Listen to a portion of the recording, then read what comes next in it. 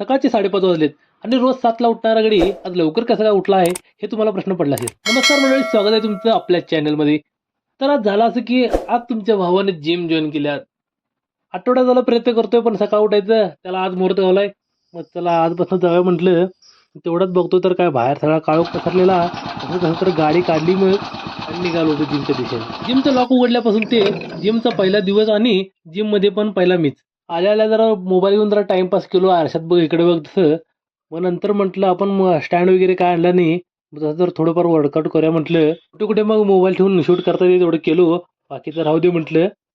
लय त्रास घ्यायला नको आणि आज पहिला दिवस आहे, जास्त वजन पण उचलायला नको म्हटलं, नाहीतर आणि 2 दिवस सुट्टी मारायला नको. भरतीचा विषय होता तर तेवढं जरा पुशअप्स वगैरे मारलेल्या, नाहीतर काय नाही. त्यापुरतं लई झालं म्हटलं, जरा बघूया बॉडीमध्ये पंप येऊन आलाय काय. तसं काय येणार नाही माहिती होतं, पण टाइमपास केला असंच. बाकी सगळं आवरलं आणि चाललो घराकडे. आता तर सूर्यदेव प्रकट झालेले, तर त्यांचं बी दर्शन घेतलो आणि निघालो. घराकडे येतोय तर हे दोघं अजून उठायला होते. मग हे काम राहिलेलं त्याला सुरुवात केली. वेळामध्ये पप्पा आले नाही आणि त्यांच्या कामाला सुरुवात पण केली. माझ्याकडे भांडी असून झाली तोपर्यंत म्हणजे पप्पांनी नाश्ता तयार केलेला. बाकीची कामे आवरून आंघोळ करून कपडे धुवून टाकलो आणि पुढच्या कामासाठी तयार झालो. तेवढ्यात आठवलं की पप्पा नाश्ता करताना म्हटलेले गाडीवरून जिमला जाणार, काय उपयोग मग. मग विचार केला आणि आपल्या सुंदरीला बाहेर काढलो. खूप दिवस झाले याला बाहेर काढलो नव्हतो, त्यामुळे ह्याची हालत जरा खराब झालेली. म्हटलं आज रिपेअरी करून टाकूया. आजच्या आज कोणत्याही परिस्थितीत ह्याला रिपेअरी करून घ्यायला पाहिजे म्हटलं. मग गावातच आमच्या तात्यांकडे रिपेअरीसाठी घेऊन गेलो.